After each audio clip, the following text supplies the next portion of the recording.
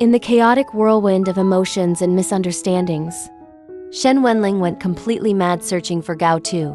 He scoured every corner of the city, bought ads across multiple provinces, and plastered Gao Tu's face on billboards and television screens. To everyone else, it seemed obsessive, insane, even. People whispered, "Is this really just for an old classmate? Or is there something deeper?"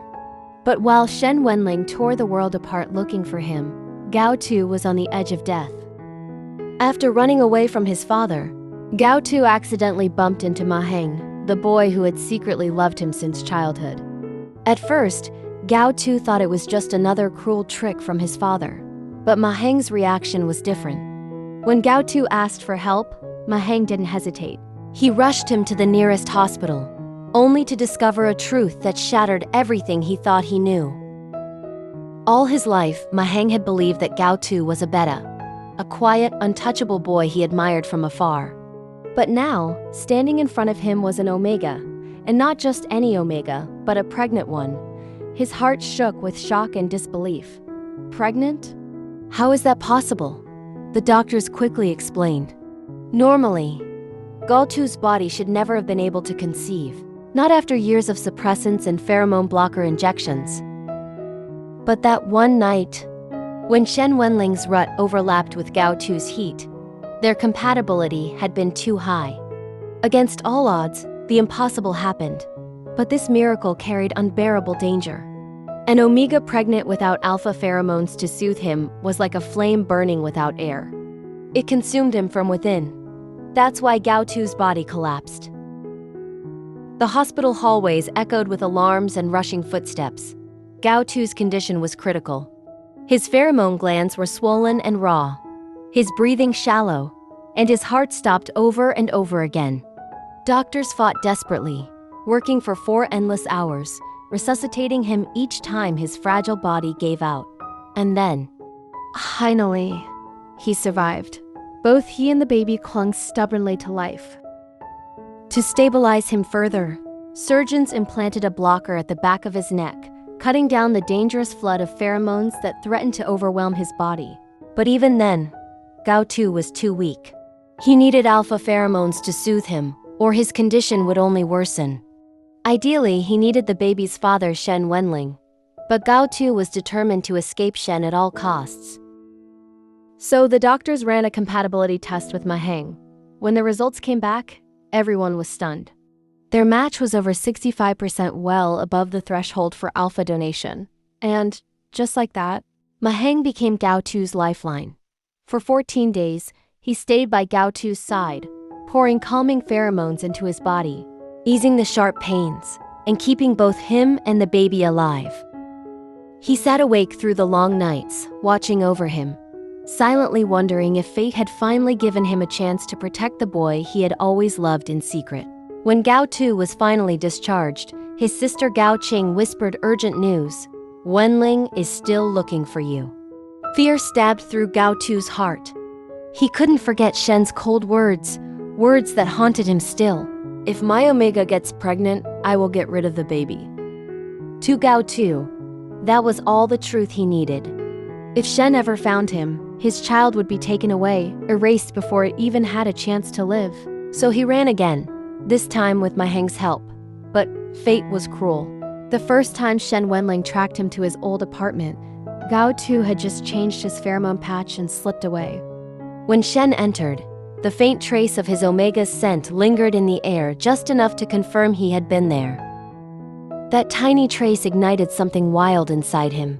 From then on, Shen Wenlang spiraled into obsession. He bought tens of thousands of advertisements across 3 entire cities. Everywhere people looked, bus stops, train stations, television screens, there was Gao Tu's face. The public began to murmur, puzzled by his extreme behavior. Isn't this too much, just for a subordinate? For an old classmate? Or is there something more between them? And all the while, Gao Tu's heart trembled in fear. Shen Wenlang's world crumbled without him. He entered rut, his body raging with uncontrollable need. He missed Gao Tu so much that he scrolled endlessly through their old WeChat messages, rereading every word. He even replayed a short video Gao Tu had once sent him, a simple clip of him folding clothes in the dressing room, holding up a shirt and asking softly, "Does this one look good, Mr. Shen?" Shen Wenlang watched that video hundreds of times. It was all he had left. Desperation finally pushed him to call Gao Tu's father. The man's oily voice oozed through the line. "No, I haven't heard from him. But thank you, Mr. Shen, for saving my life and for the money you gave me. Trust me. If I hear anything about Gao Tu, I'll tell you right away. If I find him, he'll be yours." Wenlang clenched his fist. Deep down, he knew what kind of man Gao Tu's father was. Greedy, manipulative, self-serving. But Wenlang was drowning in longing. He would grasp at any straw, no matter how filthy. Days bled into weeks, and still he searched. He pulled every string he could, even trying to access Gao Tu's medical records. But the files had vanished. Even so, he discovered fragments of the truth, that Gao Tu had been critically ill, that he had nearly died. When he finally cornered a doctor who had treated him, the words cut straight through him. "He has an alpha by his side now," the doctor explained gently. "Very good looking, very caring. Their compatibility isn't low either. The alpha's soothing pheromones are helping him stabilize. So Mr. Shen, don't worry. Whether he wants the child or not, as long as that alpha is with him, he shouldn't face life-threatening risks again."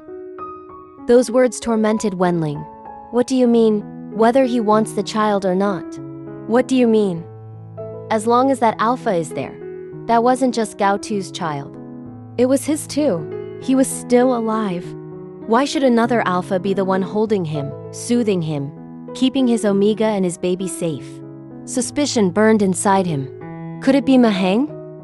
He dug through travel records, determined to find proof that Gao Tu had been smuggled out of the country. But neither Mahang nor Gao Tu had crossed the border. Mahang's passport had already expired and was never renewed. So where were they? The truth Wenlang never realized was that Gao Tu's own Omega father had arranged their escape, not Mahang. And so, two hearts remained shattered and apart. On one side, Shen Wenlang, driven half-mad with longing, tearing down the world to find the Omega who had stolen his soul. On the other side, Gao Tu, pregnant, fragile and terrified, running endlessly from the man he thought wanted to destroy his child. Two souls, bound by fate, yet ripped apart by misunderstanding.